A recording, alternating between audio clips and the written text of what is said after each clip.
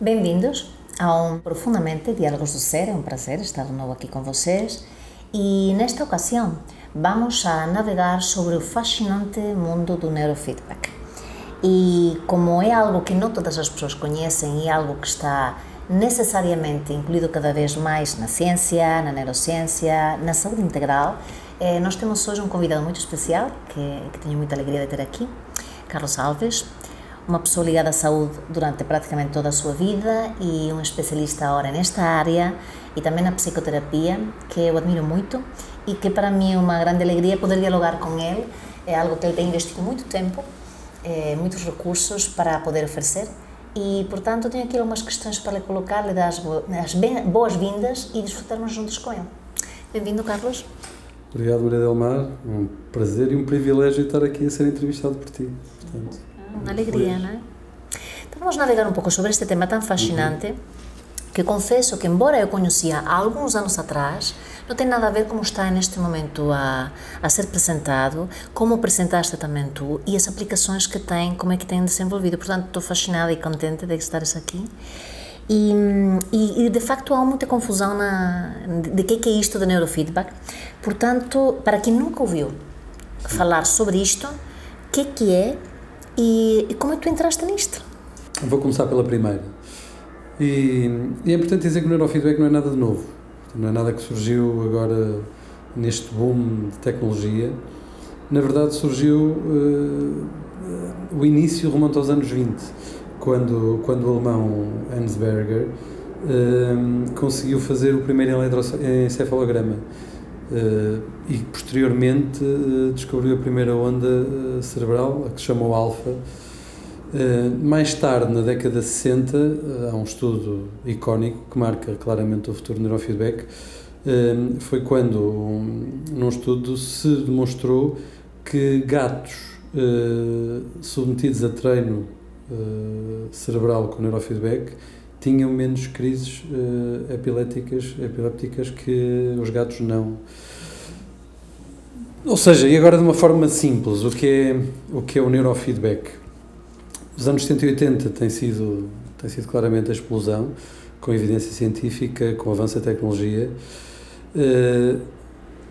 O que acontece e o que neste momento a tecnologia permite é que com sensores que colocamos no couro cabeludo, possamos medir, é como se fosse um pequenino espelho ou um pequeno altifalante, nada invasivo, consegue ouvir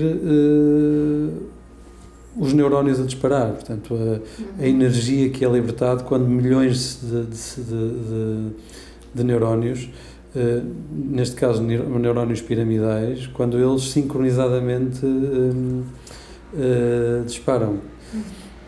Eu gosto muito de usar uma analogia que é imaginar um estádio de futebol em que temos um microfone assim a 300 ou 400 metros do campo de futebol.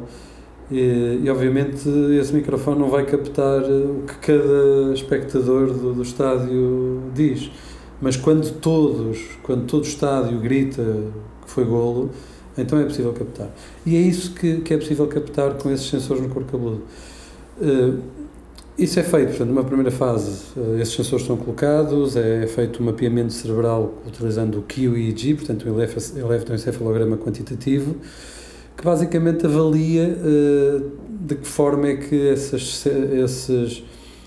padrões cerebrais se aproximam ou se afastam de uma base de dados normativa.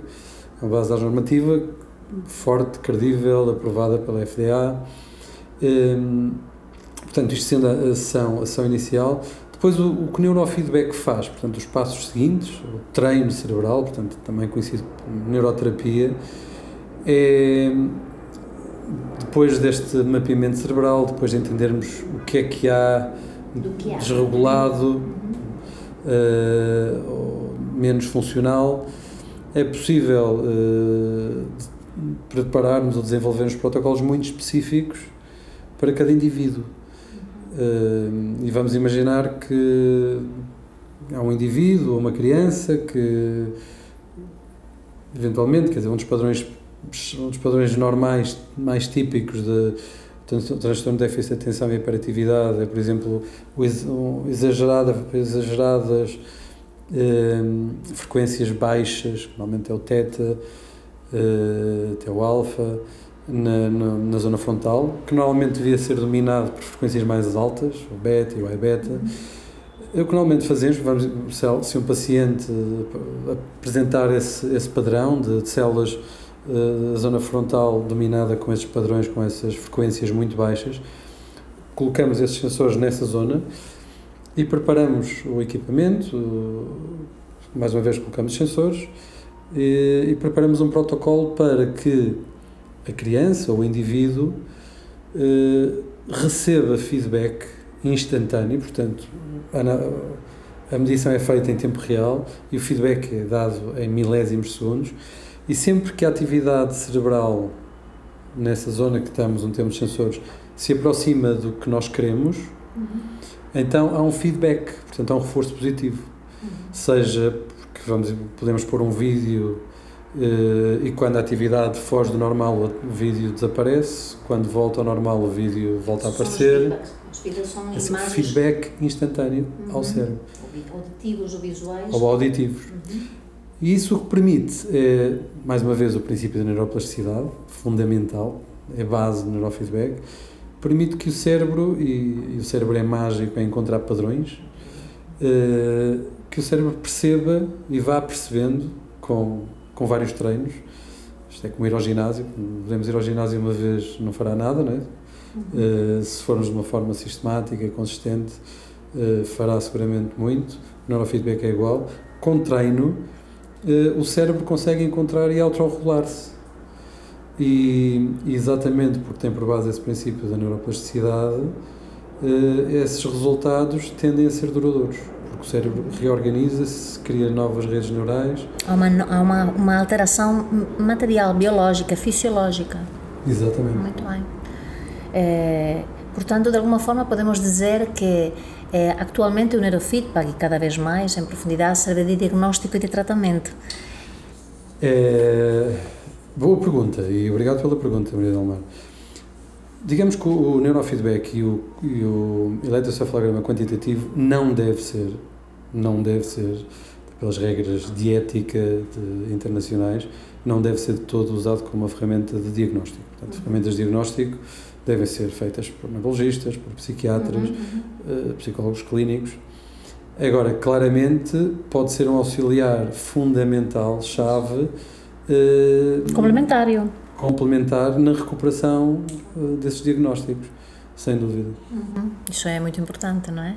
Sabermos onde começa e o que é que pode ajudar e como é que uma coisa complementar e às vezes pode ser tão eficaz, não é?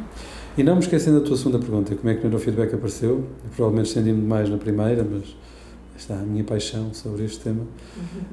O neurofeedback apareceu na minha vida na altura do Covid, curiosamente. Eu trabalhava em Espanha, muito stress, muita ansiedade, mundo corporativo, e na altura do Covid veio um pico de ansiedade. Lembro-me de ter lido alguns livros onde se falava de neurofeedback e da aplicação de neurofeedback em ansiedade. E então comprei o primeiro equipamento nos Estados Unidos, um equipamento simples, apenas 2 canais, e comecei a fazer autotreino com o neurofeedback. Ao final de, não vou dizer semanas, mas ao final de poucos meses estava simplesmente maravilhado com os resultados que consegui, e essa paixão, pronto, foi crescendo, fui à procura de mais, fui procurar mais informação, mais cursos, especializar-me, comprar novos equipamentos mais completos, e sim, eu acho que só em self-training, em sessões comigo, tenho seguramente várias centenas, continuo a fazer com alguma regularidade. E sim, tornou-se uma grande paixão. E é maravilhoso ver o entusiasmo, porque eu tenho visto esse processo de encontro e de continuidade, e é fascinante, portanto, que bom, é necessário ter paixão. E como é que tu sentes que se pode aplicar o neurofeedback em saúde mental, na nossa saúde mental? Que aplica-se, claro que há muitas, não é? Mas...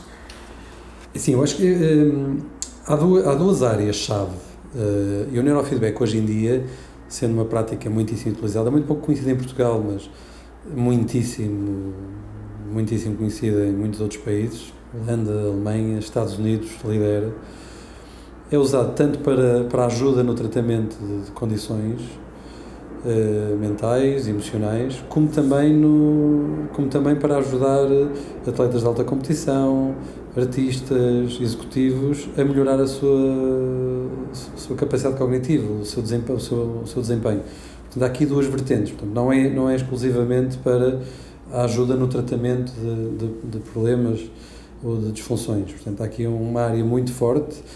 Aliás, a NASA usava, e é público que a NASA usava, provavelmente ainda usa, o neurofeedback para treinar os astronautas antes das missões espaciais, precisamente para os treinar em foco, em melhor lidarem com a pressão, resiliência. Vários desportistas, pilotos de Fórmula 1, desportistas de alta competição, usam o neurofeedback para melhorar as suas capacidades. Portanto, há aqui estas duas versões. No contexto da primeira que referiste, há muitas áreas, há evidência científica em muitíssimas áreas. Provavelmente uma das mais estudadas é o transtorno de déficit de atenção e hiperatividade, onde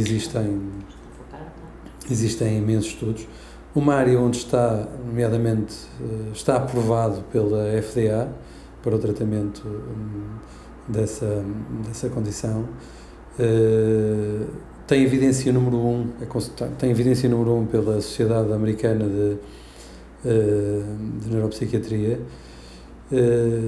mas para além disso tem havido imensos estudos em ansiedade, em depressão, migrañas, dores de cabeça, alterações do sono. Eu tenho ficado fascinada alterações de sono, alterações de humor, dificuldade de foco, dificuldade de concentração. A verdade é que tem havido imensa publicação científica, alguma dela muito rigorosa, com alguns estudos randomizados, meta-análises, em que realmente mostram que não é algo trendy, só porque... Sim, não é uma moda nem nada disso, é uma coisa com muito... É algo que tem uma sustentação muito forte, que tem vindo a ser desenvolvido desde os anos 60 e que tem uma evidência científica que o suporta, que é realmente muito sólida. E o neurofeedback pode ser utilizado para melhorar a performance, por exemplo, em atividades diárias, cotidianas? Sem dúvida. Aliás, um bocadinho do que referi há bocadinho, mas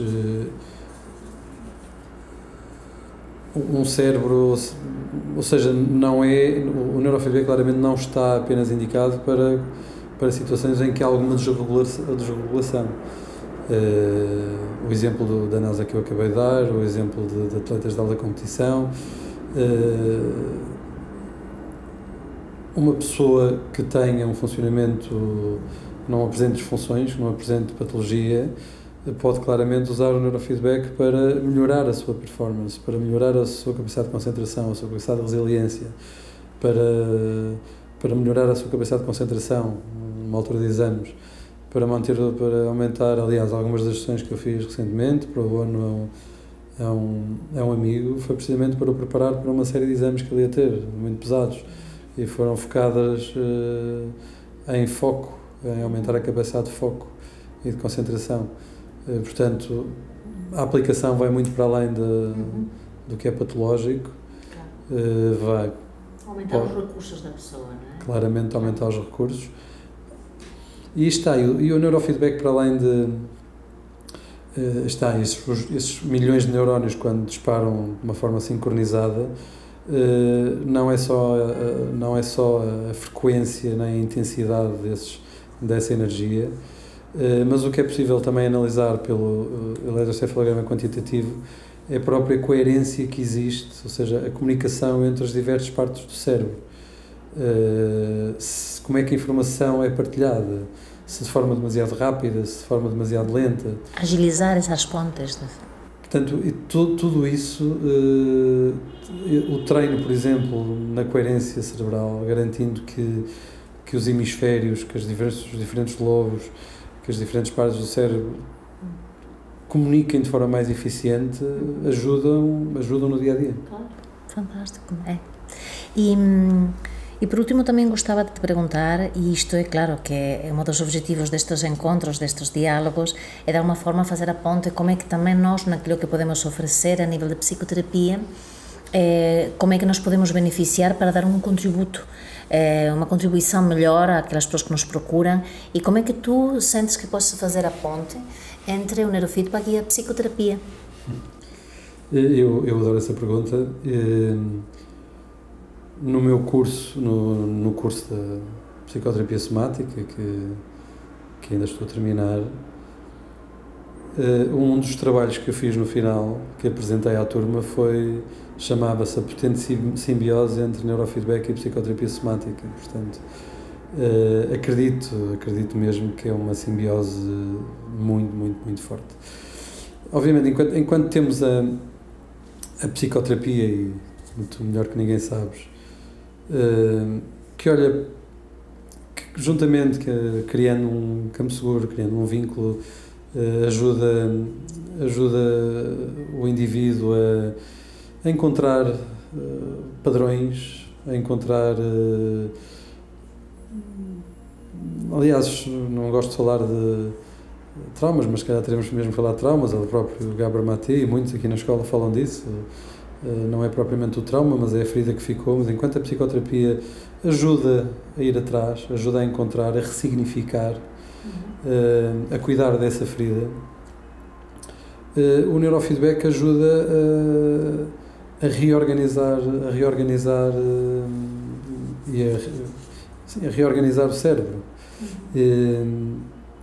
E atuando nessa autorregulação e melhorando e treinando esses padrões cerebrais.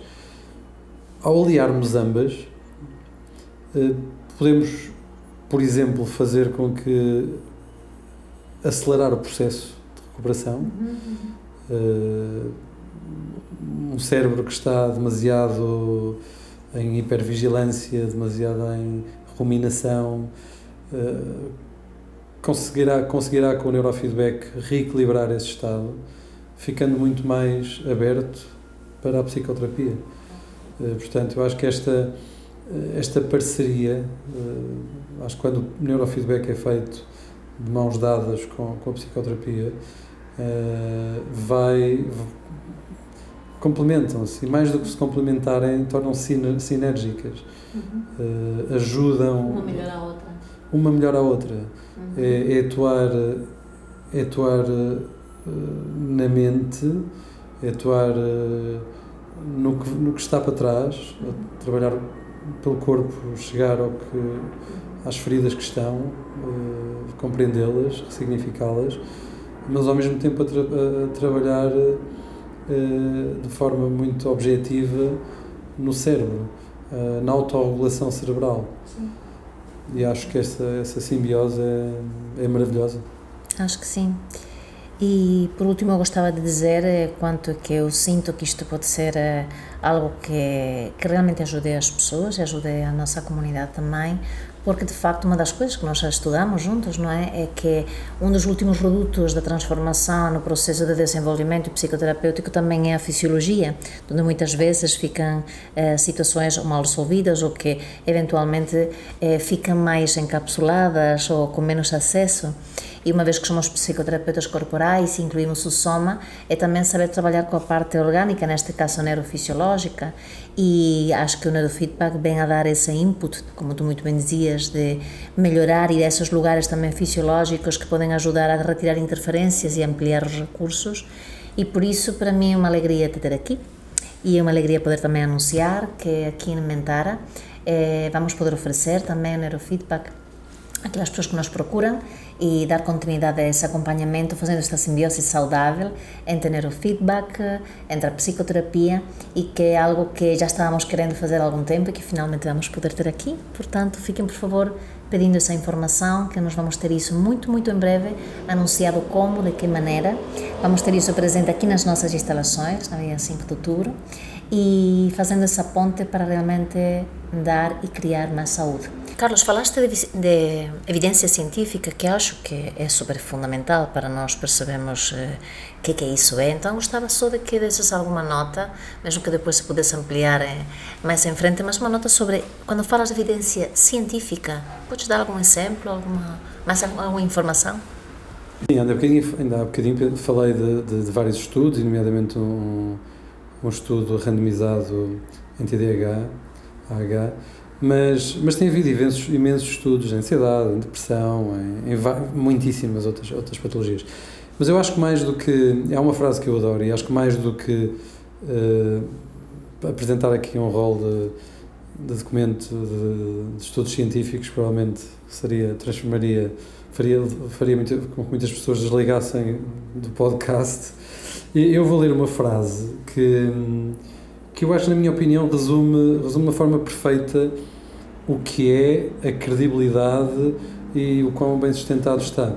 E foi uma frase escrita num editorial de uma revista muito importante pelo Dr. Frank Duffy, que é professor e neurologista pediátrico, não numa universidade qualquer, nem numa medical school qualquer, é professor e neurologista pediátrico da Harvard Medical School.